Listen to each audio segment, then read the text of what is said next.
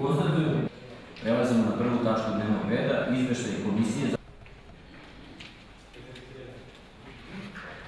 Skupštine gradske opštine Zemun. Pre prelaska na glasanje,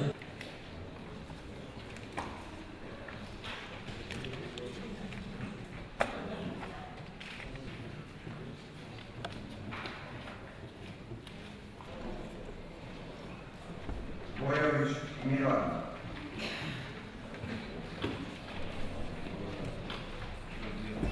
Vidaković Raj,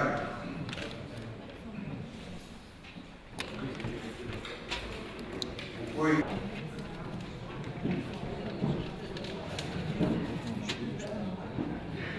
što možete da radi, koliko su ostale pristupne saobraćajnice, nemojte da se smijete, to su para sve žene. Jurginović Olivera,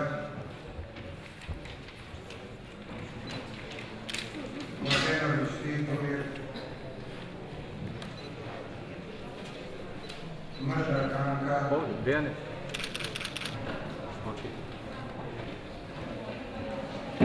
Radovanović Nina,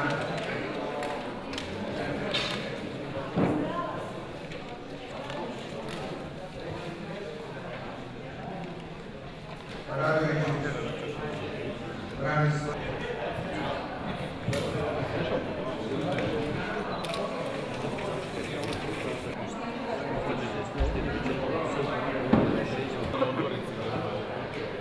Trebali bi samo da napravimo nešto vreme.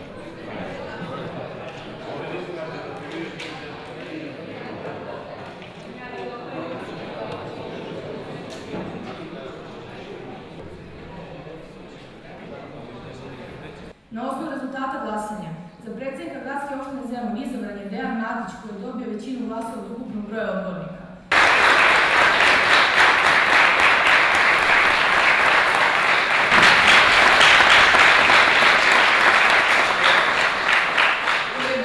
Draganu Matijeviću, Gavrilu Kovačeviću, Milosavu Stavenovu za opštine Zemun. Prelazimo na petu tačku dnevnog reda.